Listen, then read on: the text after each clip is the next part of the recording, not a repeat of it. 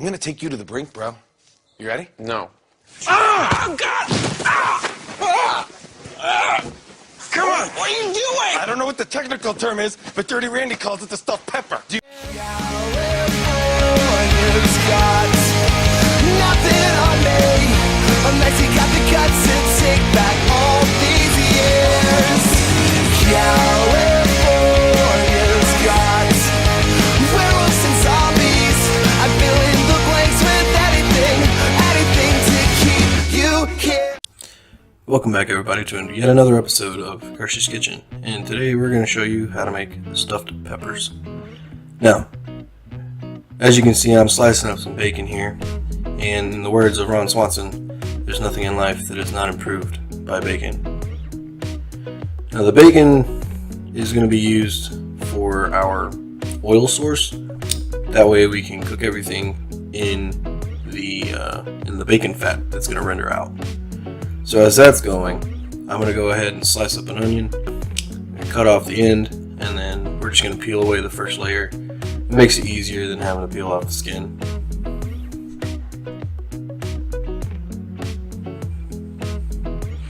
Now, you guys have seen me do this several times by now, so we're just going to give our onion a good quick dice, and thank you to Thing 1 for keeping an eye on the bacon for me while I'm doing everything else.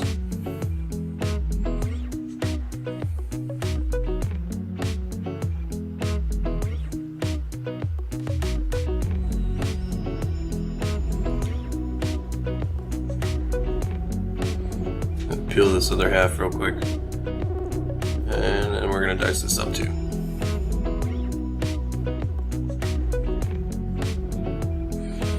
Alright, now the bacon's coming along just nicely. Now we're going to go ahead and slide our onions off in here, give it a quick stir. Now we're going to turn this into essentially like an onion jam just for flavoring. Now we're going to throw in about 2 tablespoons of butter. Give it a quick swish around. Nice. Now the coloring that's going on right now is more from the butter than anything else, so we're going to let this continue to cook. Next up, we're going to mince some garlic. Now you're going to take your knife and you're going to smash it, not send it all over the kitchen. Let's give it a quick smash. Makes it easier to peel so you're not wasting time trying to take the skin off.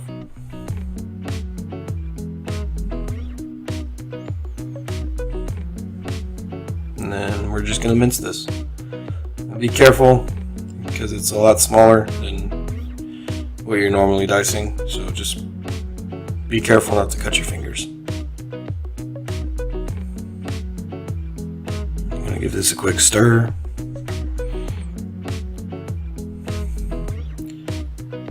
Smash this next one,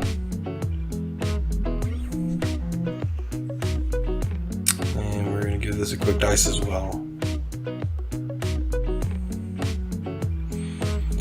And we're going to cook this all together till one, the onion is caramelized, and the garlic, when we add it in, becomes fragrant. Now we're going to take our pepper, slice off the top, and we're going to pull out the core. And then we're going to go ahead and take our knife and we're going to cut the inside membranes. And we're going to pull those out.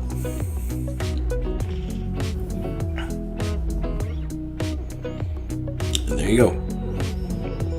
Now we're going to take the top of our pepper, still keeping an eye on our bacon and onion mixture. And if you look back to our King Ranch casserole video, then you'll see that this is a carryover from there where we use the entire top of the pepper. Now we're going to take all of this and we're going to throw it into our onion and bacon mixture that's come along very nicely. And we're going to mix this up and we're going to let this continue to cook as well. Now that that's done, again, C3PO bowl is a must. So as you're putting this into the bowl, make sure that you're draining it off so that we can keep some of the fat that's rendered from the bacon inside of our pan, because we're going to continue to use that for other things as we go along. We're going to take our pound of beef and we're going to throw it right in the pan, right in there with that bacon goodness.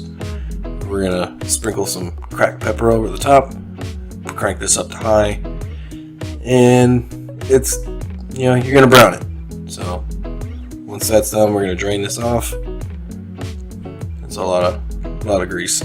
So once you've drained off your beef, bring it back, throw it back in the pan, and I'm going to hand an egg out to thing one. I'm going to throw in about 2 to 3 tablespoons of tomato paste. Now what this is going to do is going to help cook and brown and crust up the top of your beef, and just in general add more flavor. Now I added some white wine just kind of to deglaze the pan. It makes it easier to move things around. Throw in our pepper mixture. Now I've had some rice going on in the back, so we're going to throw this in too. Get this all well and mixed in.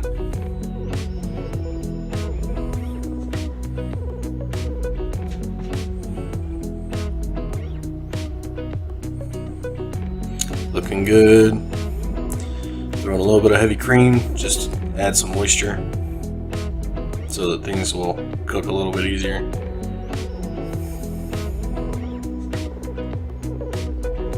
Now we're going to throw in our egg. Now be careful, you don't want the egg to scramble. The egg is just to bring everything together and kind of hold it. So as you're pouring the egg in, make sure that you're stirring everything. Now you're going to stuff your pepper about halfway, and throw in a cheese cube, and then fill the rest of your pepper all the way to the top. And you're going to want to pack this in there so that you have a good layer of meat and cheese. Then, once all 3 of those have been assembled, we're going to add more cheese onto the top. In this case, we have Colby. Now what's inside is mozzarella. Both of these are good melting cheeses.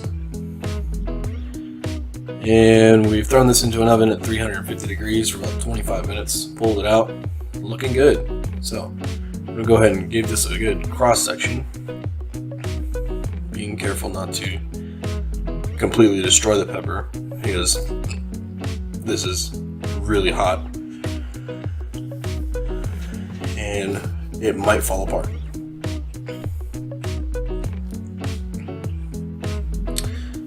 Looking good.